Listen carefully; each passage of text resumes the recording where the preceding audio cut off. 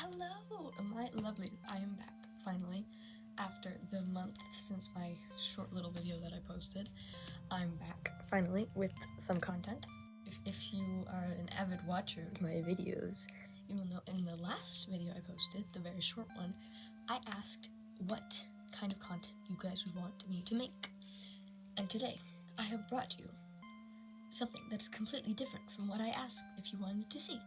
Adopt me videos, or like talking about my identity, like neopronouns, genders, and things like that. Or should I just keep it with the candy stuff? So it's none of those. In this video, I'm going to tell you about my hyperfixations over the past couple years. I say couple years, but we're starting at age 6. And as you can see, I'm not 6 as of right now. So I made a list of all my hyperfixations from the past year. I'm going to start reading them off. Wait, it's Future Tommy here to warn you. This video contains talk of heavy topics such as trauma and not safe for work. If you're sensitive to these topics or just don't want to see that right now, click off right now. Now we can get back to the video. First up, we have cats. The animal cats. And I'm just going to show things that I base off of that hyperfixation that I had. So, because of my hyperfixation on cats, I got a cat. Say hello to the internet. She's really mad at me right now because I woke her up from her nap. Oh. As I said, her name is Sweetie, and she's very angry and old. Okay. The next hyperfixation from the list isn't a specific one, it's actually a group of things that I would watch all together, so I'm going to list them off. Mammoths, Megalodon/sharks, tsunamis, Bill's channel, which is a cool guy. I don't know if his videos are still the same now. Oh yeah, leave me all alone. I love her. Bog bodies and Egyptian mummies. And that was between 6 to 8. I started watching YouTube when I was 6, which is not a good idea. Don't let your children watch YouTube when they're 6. And from that, that developed into a special interest in extinct things, especially dinosaurs, and extinct megafauna. Can you guess what my favorite is? You can't. It's Paraceratherium. If you want to know more about Paraceratherium, you should go check out PBS Eon's video on Paraceratherium, because I love PBS Eon. Next up on my list is My Little Pony and the My Little Pony fandom, which, there's a lot that I can say about the My Little Pony fandom, and a lot of it is not good. There's absolutely no reason that an 8-year-old should be watching Smile HD. So, however, My Little Pony did, help me develop my art style, and, since I was already hyperfixated on cats, it helped me learn how to draw cats. You may be thinking, Tommy, how do ponies help you draw cats? And to that, I say,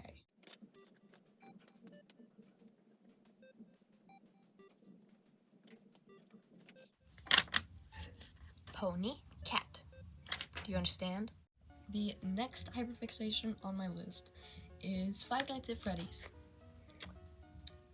And I was 8 or 9, which I should also say, Don't let your children watch Five Nights at Freddy's when they're 8 and 9, because it's a horror game. I don't care, it was for children now. It's a horror game, and children should not be learning about child murderers and possessed robots.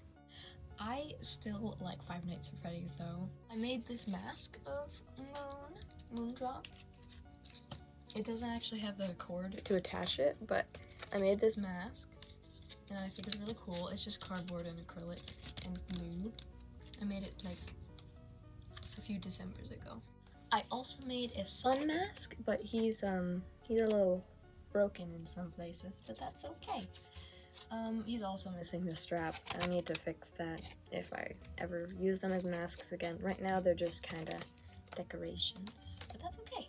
Another thing from my Five Nights at Freddy's hyperfixation that I actually got during the hyperfixation, I made it, is this FNAF office made out of cardstock. It's kind of falling apart. This is like the window. This was meant to be me. And then we've got a lot of the FNAF characters. And then we also have this little dining table, which has a little actual napkin. I'll zoom in post. We have the present here that the puppet goes in.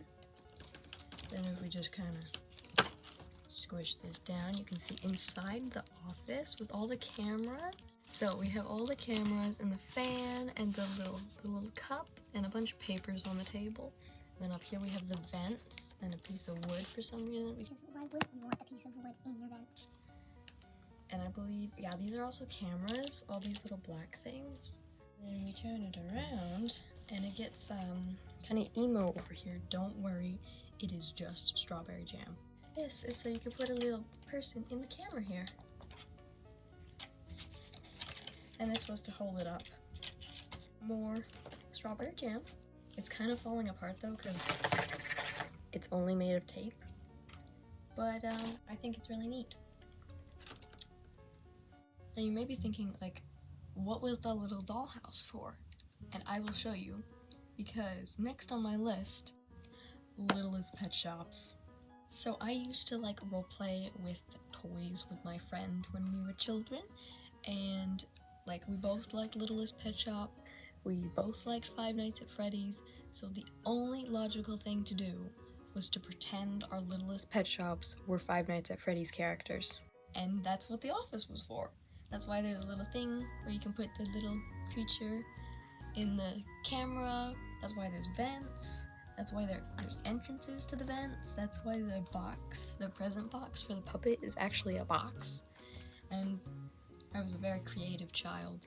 I also, of course, have LPS. So I'll go through a little tour of all of them for you. Orange Cat Mother and her Orange Cat Baby. These two that came in that plane. I have no clue if this is an actual LPS or not, but I always carried her around with them. This little glittery cat and this little leopard. Some gray cats. This one looks like my other real-life cat, Snowy. A little purple one. Some teeny weeny tiny little baby cats. I remember these two were always siblings, and I'm pretty sure this one played Foxy. And over in the dog section, we have a hippopotamus. Two hippopotami. Dog. Dog. Dog. This one was always my favorite. I would make her scoot around in the taco, and I'm pretty sure her name was Taco. Dog. Dog. Some kind of creature, definitely not a dog. That one main character dog from the show, except she used to be a McDonald's toy, and I sawed her off with scissors. Dog. He has a baby somewhere. Dog. Her head popped off. Parrot from the cruise ship, and whatever bird this guy is. He's got stripes. Bear that I'm pretty sure I stole from my friend.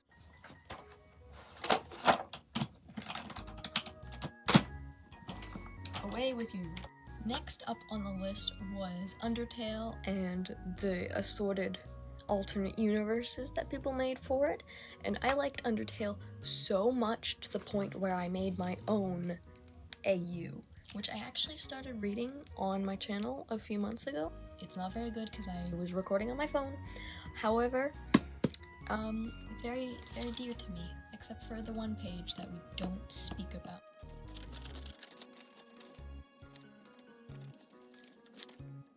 Actually, I've changed my mind. It's not that bad. It was just bad because a 10-year-old drew it. They're kissing. They're kissing. Anyway, so that was the Undertale AU that I made. It was called Timeless Tale. A lot of other information is in the video I made where I started reading it. Obviously, I didn't get very far into that video, but you should still watch it anyway. And if you haven't subscribed already, you should subscribe. Now, obviously, from the Undertale fandom, I got a lot of art inspiration. It, expanded my style a lot and also my interests. However, a lot of the stuff that I saw in that fandom, genuinely, a lot of things that a 10-year-old should not have been seeing, I was seeing. Anyway, when I was hyperfixated on Undertale, I actually made this shirt, which I love. I don't really wear it anymore because it's too small, but I really like it. It says Undertale with a big heart, and it's bleached, if you couldn't tell. At the time, me and my little friend group had kind of surpassed the era of playing with toys, so we had stopped playing with LPS, and we started to roleplay on the playground as the various AU Sanses. I would like for you to take a firm, strong guess in the comments section and guess which Sans I would play in our playground roleplays. Have you done it? Have you commented? I'll see if you haven't commented. What Sans did I play in the playground roleplays? Now I'm gonna give you the answer. I was Blueberry Sans, aka Swap Sans. You know, the one where him and Papyrus kind of swap places, and he's got the blue handkerchief and the excited personality like Papyrus. Next up on my list of hyperfixations is Hamilton. You know, the musical about the founding father. That wasn't extremely accurate, but everyone really liked in 2015. I actually liked it in 2016 and 2017, so like, I'm not saying I'm better, but I'm better.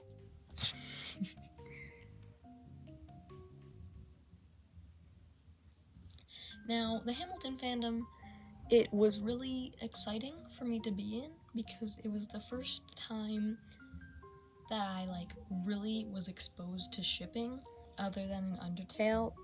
Also, I was hyperfixated on Undertale and Hamilton at the same time, so if I talk about them a lot during the same segment, that's why, because they're both happening at the same time for me. So, shipping was a large part of the fandoms that I was in at the time. I would ship every ship known to man. Lambs? Yes, give it to me. Hamilton and Jefferson? Yes, give it to me. Jefferson and Madison? Yes, give it to me. Anything else you can think of, I probably shipped it. No incest ones, though, because I was stupid, but I had standards. Now, another thing that came from that fandom, for me at least, was a lot of not safe for work content that my little 10, 11-year-old brain, once again, like I've said a million times before, should not have been seeing, because unrestricted internet access leads one on a path. And I went down many a path. And because I went down many a path, many a artwork was made that was not appropriate for a 10 or 11-year-old to be making. Next up on my hyperfixation list was Dan and Phil and the general Dan and Phil fandom. Here is some of my old art from the Dan and Phil fandom that I drew. You can tell who I liked more because he's actually colored. Now, the Dan and Phil fandom was really fun and exciting because there was a lot of topics that people didn't really talk about that were being talked about by these people and the people in the community. And that was exciting because I felt like I was around people who were similar to me. The Dan and Phil fandom was the fandom where I first started getting into fanfiction. Like I mentioned before, with unrestricted internet access, there's many paths you can go down, and I went down the path where You read not safe for work fanfiction when you're 11. which isn't okay. If you're an 11-year-old watching this, first of all, get off of YouTube. Go away. Go outside. Go talk to your friends. I don't care if it's cold out. Go outside. Go touch the grass or the snow or the dirt. Touch outside things. Don't be on the internet constantly. It's not good for you. And continuing on, if you're 11, don't interact with not safe for work topics. It's not healthy for you. It's going to affect you in the future. Okay, PSA over. Now, as I was saying, I went down a lot of rabbit holes, paths, whatever I said, into not safe for work fanfiction, which was not okay for me to be doing. And I read a specific one, which has affected me for life, I would say, because now it's made me afraid of certain things, which is just proof of how unrestricted internet access can lead to problems in the future, like trauma and fear and a lot of stuff like that. But all in all, I am happy that I was in the fandom, and I'm happy that I had my own little community there. Oh, I also wanted to mention that October 2022, I was able to go to Dan's We Are Doomed show, We're All Doomed, whatever it was called, and it was the bestest thing I've ever been to in my entire life, and I don't know, I have some pictures. Technically, you weren't allowed to take pictures, but I took some pictures, and it was so cool. Now, the next hyperfixation I had was Gacha Life, which later progressed into Gacha Club a little bit before it kind of fizzled out, like all hyperfixations do eventually, sadly. But I liked Gacha Life so much, and I also was still into Undertale at the time. I started making gacha videos, which was a good way for me to express myself, because I got to create stories and do stuff that I was interested in, but project it onto these little characters that I could do anything with. It was very, very good for my need to control. So at first, I made a YouTube channel, and I started making little Undertale videos where I would just go through Undertale, but as gacha. Unfortunately, those videos could only be like 30 seconds long because CuteCut was not working for me. I started using KineMaster then, which on either side here there should be a little thing where it says KineMaster that I still use today. So yippee! I realized that I haven't been putting dates up until this point, so there should be like dates on screen, and then I'll also put little chapters in the actual bottom of the video when I get to that point, like when I do captions and stuff. If there's already captions in the video, there should be chapters and stuff. So, good job me, future me. Now, I'll actually like link somewhere, if you can still do the thing at the top, or in the description, I'll put a link to the old gacha videos I made. They were mostly GLMVs, which, if you don't know, stands for Gacha Life Music Video, and later it was GCMV for Gacha Club Music Video. I promise we're almost to the end of the list. The next hyperfixation that I had was on Roblox Adopt Me, which still is my favorite Roblox game, and I believe I'm hyperfixated on it right now again, like 3 years later, which is pretty cool of my brain to do. I'm having a lot of fun. Just ignore the fact that I play Adopt Me instead of doing my homework. I don't have a lot to say about my early Adopt Me days, except I made a lot of friends there, and it was really good for me, I think. Other than getting scammed a few times, but it only hurt one time because it was a parrot. And that's a legendary, and now it's super rare. But, you know, nothing I can do now. Plus I got a parrot back, so I'm happy. Next on the list was rats, the animal rats. And that was like very early in 2020, and that was because in Adopt Me, I was having these hyperfixations at the same time because my brain was just needing to absorb content at all times. So I was hyperfixating on rats because in Adopt Me, there was a Lunar New Year event, and there were rats that you could collect. There was a regular rat, and there was a golden rat, which was the legendary, aka the hardest to get. So because of Adopt Me, I started fixating on rats, and I was doing research about rats, and I loved rats so much. And then it just faded away for a bit. I don't really know what happened. Except I do know that at one point I created a rat army, and it was strange, but that's okay. Then my next major hyperfixation that I had in 2020 was Sandersides, actually starting in May 2020, and I have a lot of art because of that. I'll try and put some on the screen, and I have some IRL stuff on my wall. I'll get that down. So this drawing is from May 1st, 2020, and it was when Janice's name was revealed. Spoilers for Sandersides, but like from 3 years ago, so if you haven't seen it, So that was when Janice's name was revealed, but we didn't know how to spell it yet, so I spelled it wrong. And I put not a ship at the top. However, later I did end up shipping them a lot. I just think that's a little bit silly. And because of Sandersides, me and a friend of mine decided to make a Discord server where we could roleplay as the sides, and we started gathering people, mostly from gacha servers, because I was still hyperfixated on gacha at the time. And I made a lot of friends that I'm still friends with to this day. So if you guys are watching, hello Jay. Hello Doodle, Hello When Life Gives You Lemons, and my honorable mentions who were in the server or near the server and I was friends with at the time, that I'm still friends with to this day. Hello Icarus, and hello Moth, my father. And then of course we have the big green elephant in the room that was my hyperfixation on the Dream SMP, which I'm not going to say much about. If you've watched my candy tour videos, you know how much candy I made based off of Dream SMP people. So that's basically all I'm going to say about that. But that hyperfixation lasted from around October 2020 to August 2021. Now we're on the second to last hyperfixation on my list, which was the Onceler. More specifically, the Onceler fandom and the song Biggering, which I'll link somewhere. It'll be linked somewhere. And that was only for a month that I was fixated on that, but it changed my life entirely. Now we are finally at the last one on the list, and I want you to guess what it is. Guess another guess in the comments, then go edit your comment if you made one before. And guess what the final hyperfixation on the list was.